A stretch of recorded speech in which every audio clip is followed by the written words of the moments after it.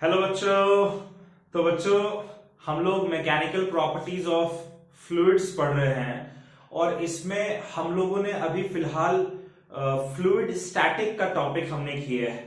अभी तक हम लोग फ्लूइड स्टैटिक्स के बारे में पढ़ रहे थे, क्योंकि हमने पहले पढ़ा था कि भाई जो हमारा मैकेनिकल प्रॉपर्टीज ऑफ फ्लूइड्स है वो दो हिस्सों में बटा होता है, फ्लूइड स्टैटिक्स और फ्लूइड काइनेटिक या फ्लूइड डायनेमिक। तो हम लोग फ्लूइड स्टैटिक पढ़ रहे थे और फ्लूइड स्टैटिक में आज हम लोग आखिरी थ्योरेटिकल लेक्चर करने जा रहे हैं। आज के इस आखिरी theoretical lecture of fluid static, इसके बाद फ्लूइड काइनेटिक शुरू होगा, यूं कह लीजिए फ्लूइड डायनेमिक शुरू होगा। तो जो आज का जो ये लेक्चर है इसमें हम लोग दो चीजों के बारे में पढ़ेंगे, एक हाइड्रोलिक लिफ्ट के बारे में पढ़ेंगे और एक हाइड्रोलिक ब्रेक्स के बारे में पढ़ेंगे।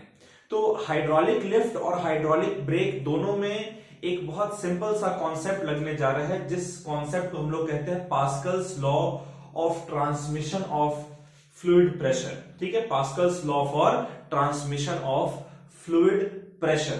तो पहले ये Pascal's law for transmission of fluid pressure क्या होता है इसको समझते हैं और उसके बाद फिर हम लोग हाइड्रोलिक लिफ्ट की बात करेंगे। देखिए, पास्कल ने एक लॉ दिया था कि अगर आप कोई भी एक वेसल आपके पास है, कोई भी एक कंटेनर आपके पास है जिसमें फ्लूइड भरा हुआ है, अगर आप उस फ्लूइड के प्रेशर को किसी भी पॉइंट पर चेंज करते हैं तो बाकी जगहों पर प्रेशर किस तरीके से वेरी करता है, किस तरीके से चेंज करता है, इसके रिगार्डिंग पास्कल ने एक लॉ दिया जिसे हम लोग Pascal's law for transmission of fluid pressure कहते हैं। ठीक है, सपोज करिए कि हमारे पास एक कोई वेसल है या कोई एक कंटेनर है, एक सिलिंड्रिकल शेप का कंटेनर हम लोग ले लेते हैं। मान लेते हैं बच्चों कि ये हमारे पास एक सिलिंड्रिकल शेप का कंटेनर है। इस कंटेनर का ये जो एंड है ये आपका फिक्स्ड है और जो दूसरा एंड है यहां पर सेम रेडियस का एक पिस्टन लगा हुआ है। ठीक है, इस तरीके से एक पिस्टन लगा हुआ है और ये जो पिस्टन है ये आपका मूवेबल है, यानी कि ये क्या है बच्चों, ये हमारा मूवेबल पिस्टन।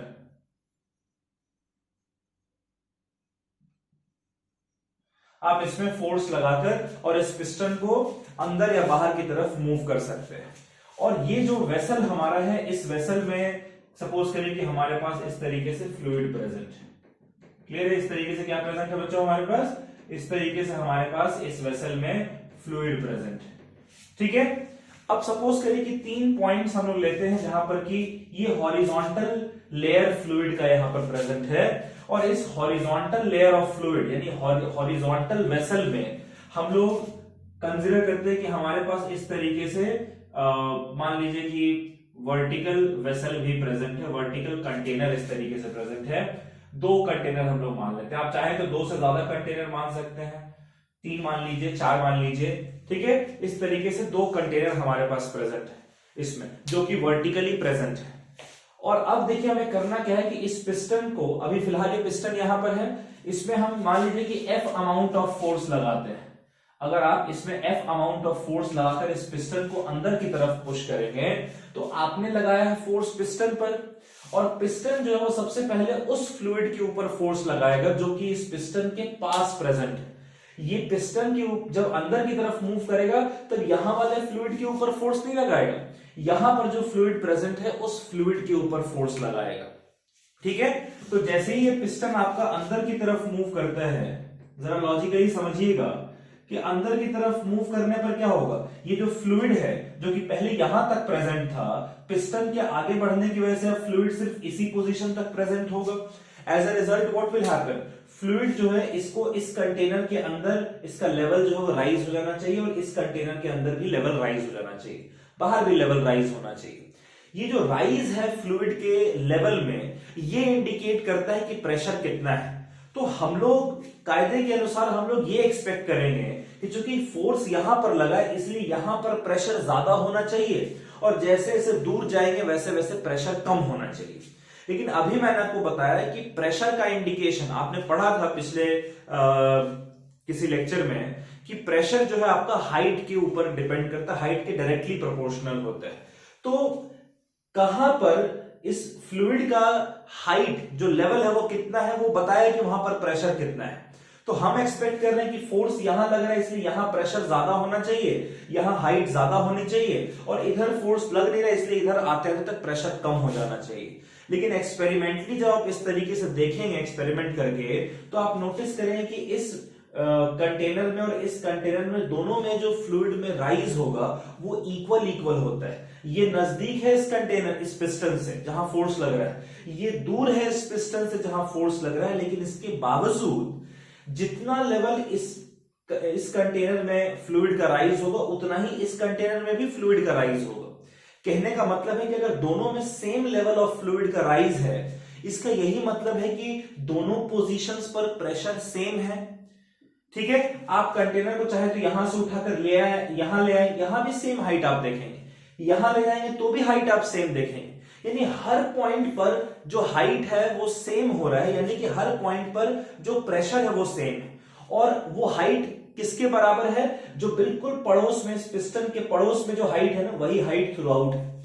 यानी हर पॉइंट पर प्रेशर जो है वो सेम है, सेम लेवल पर जो प्रेशर है वो सेम है। तो यही Pascal's law of transmission of fluid कहता है कि जब आप किसी भी एक वेसल में जिसमें कोई फ्लूइड प्रेजेंट है उसके ऊपर एक एक्सटर्नल फोर्स लगाते हैं, तो उस फोर्स की वजह से जो प्रेशर अंदर जनरेट होता है वो इक्वली ट्रांसमिट हो जाता है थ्रू आउट।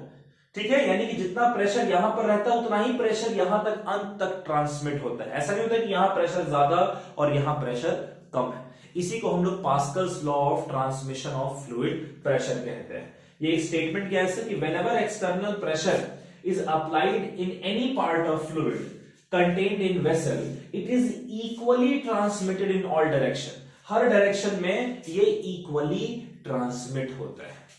क्लियर है बच्चों? तो इसी चीज का हम लोग इस्तेमाल करेंगे और हाइड्रोलिक लिफ्ट पढ़ेंगे। तो पहले आप इस स्टेटमेंट को और ये डायग्राम को जरा नोट कर लीजिए।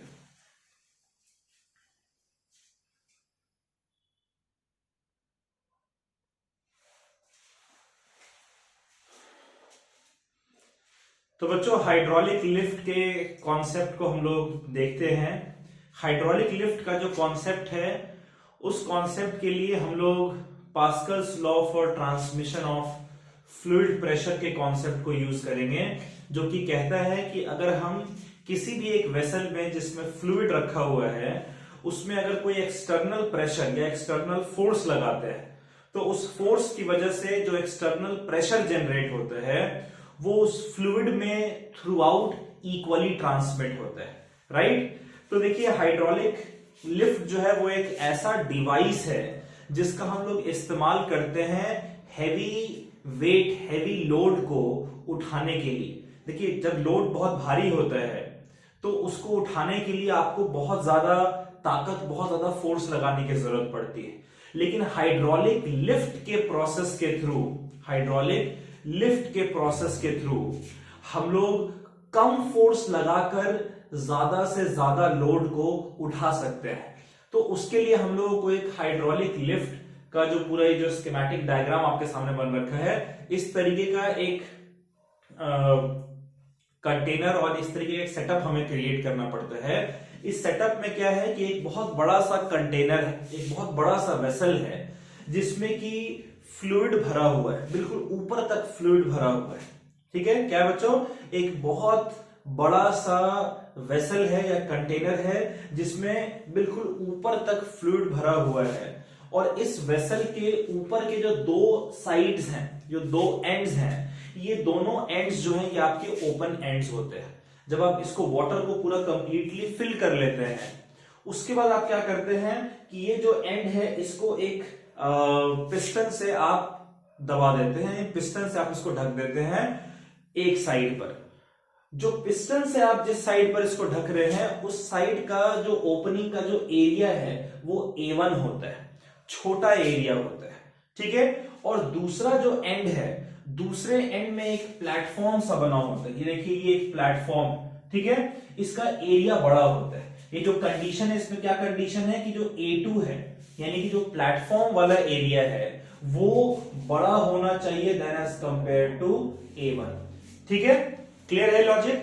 अब हमें करना क्या है कि देखिए ये जो प्लेटफॉर्म है इसके ऊपर हमें जिस लोड को उठाना है, जिस हैवी ऑब्जेक्ट को उठाना है, उसको हम लोग यहां पर लाकर प्लेस करते हैं प्लेटफॉर्म पे। ठीक है, यहां से इधर से लाकर और इसको यहां पर प्लेस कर देंगे। और उसके बाद जो दूसरा एंड है जिसका एरिया कम है, वहां पर हम लोग फोर्स लगाते हैं। ठीक है, वहां पर हम लोग एक फोर्स अप्लाई करते हैं। इस फोर्स को हम लोग एफर्ट बोलते हैं। क्या बोलते हैं बच्चों? एफर्ट। तो यहां पर हम लोग लगाते हैं एक एफर्ट, और इसके कॉरेस्पॉन्डिंग हम लोग यहां पर क्या रखते हैं? यहां पर हम लोग लोड को रखते हैं। तो जब आप एफर्ट लगाते हैं, यानी जब आप F1 अमाउंट ऑफ फोर्स यहां पर लगाते हैं, तो आप ये फोर्स F1 इस A1 एरिया के ऊपर लगा रहे हैं। और आपने सीखा है कि अगर हम किसी भी एक क्रॉस सेक्शन एरिया के ऊपर, फ्लूइड के किसी भी क्रॉस सेक्शन एरिया के ऊपर अगर कोई फोर्स लगाते हैं, तो वो फोर्स पर यूनिट एरिया वहां पर एक प्रेशर जनरेट करता है। तो एफर्ट रीजन में, जहां पर वो रीजन जहां आप एफर्ट लगा रहे हैं, जो आप फोर्स लगा रहे हैं F1, उसे एफर्ट कहते हैं। तो उस एफर्ट के पास जो प्रेशर जनरेट हो रहा है, इस प्रेशर को जरा हम लोग देखते हैं। Pressure generated at effort and. Effort and में जो प्रेशर जनरेट हो रहा है बच्चों हमारा, उसे हम P1 कह देते हैं। वो हमारा हो जाएगा F1 अपॉन A1। राइट, यहां पर इतना प्रेशर जनरेट हो रहा है। राइट, यहां पर इतना प्रेशर जो है वो जनरेट हो रहा है। कितना प्रेशर जनरेट हो रहा है? P1 अमाउंट ऑफ प्रेशर, जो कि F1 अपॉन A1 के बराबर है। ठीक है, अब नोटिस करिए प्रेशर जो है वो एरिया के इनवर्सली प्रोपोर्शनल होता है, और इसका एरिया चूंकि बहुत कम है, इसलिए वहां पर ठीक ठाक ज्यादा प्रेशर वहां पर जनरेट होगा। अब Pascal's law for transmission of fluid में कहा गया है कि जो प्रेशर यहां पर जनरेट हो रहा है, वो प्रेशर जो है वो इक्वली ट्रांसमिट होता है फ्लूइड में दूसरे एंड तक। यही हमने पढ़ा है। तो यानी कि जितना प्रेशर यहां पर जनरेट होगा, वो पूरा का पूरा प्रेशर जो है वो यहां तक सेम अमाउंट में ट्रांसमिट होना चाहिए। तो यहां पर भैया जो ये प्रेशर आपका जनरेट हो रहा है, ये प्रेशर यहां पर फ्लूइड की वजह से ऊपर की तरफ लगेगा। कितने एरिया में वो प्रेशर लगेगा? इस A2 एरिया में प्रेशर लग रहा है। तो देखिए यहां पर कुछ प्रेशर लग रहा है ऊपर की तरफ, और किसी एरिया में प्रेशर लग रहा है। तो प्रेशर इनटू एरिया क्या होता है? फोर्स। यानी कि जो प्रेशर यहां पर ट्रांसमिट होकर इस प्लेटफॉर्म के ऊपर लग रहा है, उस प्रेशर के कॉरेस्पॉन्डिंग कुछ ना कुछ फोर्स लग रहा होगा इस प्लेटफॉर्म के ऊपर, जिसके ऊपर लोड रखा हुआ है, जिसको आपको उठाना है। ठीक है, तो भाई कितना फोर्स लग रहा है? तो ये जो प्रेशर है, दिस प्रेशर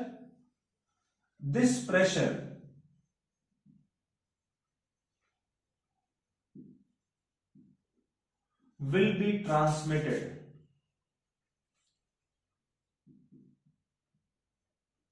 ठीक है, this pressure will be transmitted to another end यानी कि जहां पर हमने लोड प्लेस कर रखा है। अब इस प्रेशर की वजह से जो फोर्स एक्सर्ट होगा, फोर्स एक्सर्टेड, कितना फोर्स एक्सर्ट होना चाहिए बच्चों? मान लेते हैं हम इस फोर्स को F2 कह देते हैं। तो ये फोर्स क्या होगा? जितना प्रेशर यहां पर लग रहा है, कितना प्रेशर लग रहा है भाई? Pascal's law for transmission of fluid pressure के अकॉर्डिंग यहां पर जितना प्रेशर क्रिएट हो रहा है, उतना ही प्रेशर यहां तक ट्रांसमिट हो रहा है। यानी यहां पर यही प्रेशर P1 आपका लग रहा होगा। ठीक है, मल्टीप्लाइड बाय जो इसका एरिया है, यानी कि A2 होना चाहिए। तो भाई प्रेशर कितना लग रहा है? इसको मैं से लिख देते हैं। प्रेशर आपका है P1 इंटू A2। ये आपका हो जाएगा, P1 की जगह लिख सकते हैं F1 upon A1 into A2। तो फाइनली आपका जो फोर्स F2 है बच्चों, वो आ रहा है F1 multiplied by A2 upon A1। Right, और इस A2 अपॉन A1 को जरा देखिए। जो A2 है, जो एरिया A2 है, ये एक्चुअली में ग्रेटर है A1 से, जिसका मतलब ये होता है कि अगर मैं A1 को इस तरफ भेजूं तो A2 upon A1 will be greater than 1। अब देखिए जब A2 अपॉन A1 1 से बड़ा है, 1 से अगर बड़ा है तो ये नंबर 1 से बड़ा है, इसको F1 से मल्टीप्लाई कर देते हैं तो ये हमारा हो जाएगा F1 into A2 upon A1, ठीक है। और ये आ जाएगा ग्रेटर देन, इधर F1 से मल्टीप्लाई करेंगे, इधर भी F1 से मल्टीप्लाई करेंगे तो ये हमारा हो जाएगा F1, यानी F1 into A2 upon A1 will be greater than F1, और F1 into A2 upon A1 क्या है, F2 के बराबर, विच मींस कि F2 जो हमारा है ये F1 से बड़ा होगा। अब इस लॉजिक को जरा समझिए कि आपने यहां पर कम फोर्स लगाया, लेकिन Pascal's law for transmission of fluid pressure की वजह से इक्वल जितना प्रेशर यहां जनरेट हुआ उतना प्रेशर यहां पहुंचा। अब वो सेम प्रेशर जो कि ज्यादा एरिया के ऊपर लग रहा है तो फोर्स देखिए एरिया के डायरेक्टली प्रोपोर्शनल है, तो प्रेशर तो उतना ही है लेकिन एरिया बढ़ गया इसलिए फोर्स बढ़ जाता है, तो ज्यादा फोर्स लगेगा इसके ऊपर। अब यहां इसके एरिया को जितना आप कम रखेंगे यहां पर फोर्स उतना ही ज्यादा लगेगा। यहां पर जब ज्यादा फोर्स लगेगा तो हैवी लोड कम, यहां पर आपने कम फोर्स लगाया उसे कॉरेस्पॉन्डिंग भी हैवी लोड जो है वो आपका वो उठ जाएगा। अगर आप गाड़ियों के सर्विस सेंटर में जाएं, कार के सर्विस सेंटर में जाएं तो वहां पर आप देखेंगे जब सर्विसिंग के लिए हम लोग देते हैं तो एक प्लेटफॉर्म सा ऐसा होता है जिसमें कार को उठाते हैं, ठीक है। तो उतने हैवी ऑब्जेक्ट को कैसे उठा लेते हैं, यही इसी प्रोसेस के थ्रू यहां पर छोटे एरिया में हम लोग एफर्ट लगाते हैं और वो एफर्ट यहां पर ज्यादा फोर्स जनरेट कर देता है जिस वजह से कार जो है आपका वो राइज कर जाता है। अब यहां देखिए अगर A2 A1 के कंपैरिजन में जितना ज्यादा होगा ये उतना ही बड़ा नंबर होगा, इसलिए F2 जो है वो उतना ही ज्यादा होगा F1 के कंपैरिजन में। मान लीजिए A2 बाई A1 अगर 100 के बराबर है तो उस केस में क्या होगा, F2 जो है वो F1 से 100 टाइम्स ज्यादा होगा, तो वो उस कार को राइज करा देगा। क्लियर है, लॉजिक समझ रहे हैं आप लोग? तो ये आपका हाइड्रोलिक लिफ्ट का था। अच्छा देखिए जो A2 बाई A1 है बच्चों, इस A2 बाई A1 को भी आप समझ लीजिए, इसे हम लोग मैकेनिकल एडवांटेज कहते हैं, इसे हम लोग मैकेनिकल एडवांटेज कहते हैं।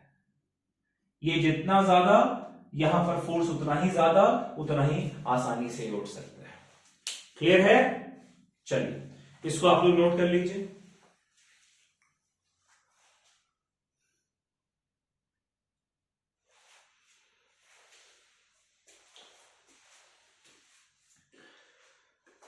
चलिए बच्चों हम लोग हाइड्रोलिक ब्रेक्स के बारे में बात कर लेते हैं।